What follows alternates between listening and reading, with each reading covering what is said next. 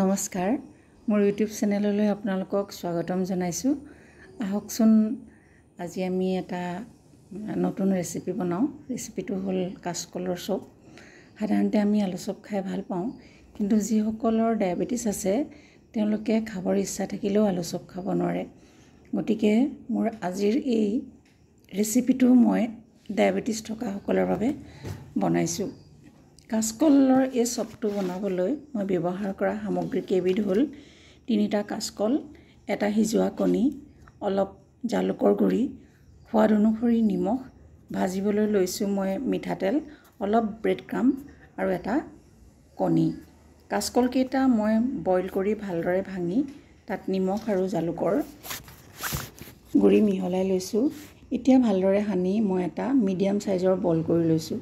ইতিমধ্যে মই এটা কণী বইল কৰি 4 টুকুৰা কৰি লৈছোঁ।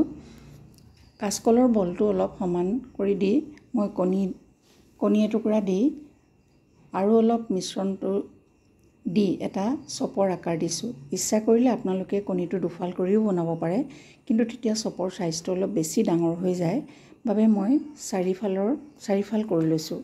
এইদৰে মই 4টা চপ বনাই লৈছোঁ। মই এটা কণী ফেটি লৈছোঁ। এতিয়া চপটো মই কণীত ডুবাই ব্ৰেড ক্ৰাম্বত লেটিয়াই গৰম তেলত এটা কৈ ৰঙচুৱা হোৱালৈকে ভাজিছোঁ। আপোনালোকে এই চপ কাচুন্দি বা আন চাটনিৰ লগতো পৰিৱেশন কৰিব পাৰিব। মোৰ এই ৰেচিপি আপোনালোকে নিশ্চয় এবাৰ বনাই চাব। আশা কৰোঁ আপোনালোকে মোৰ ৰেচিপি চাই এটা কমেণ্ট বা লাইক কৰিব। আজিলৈ আহোঁ, ধন্যবাদ।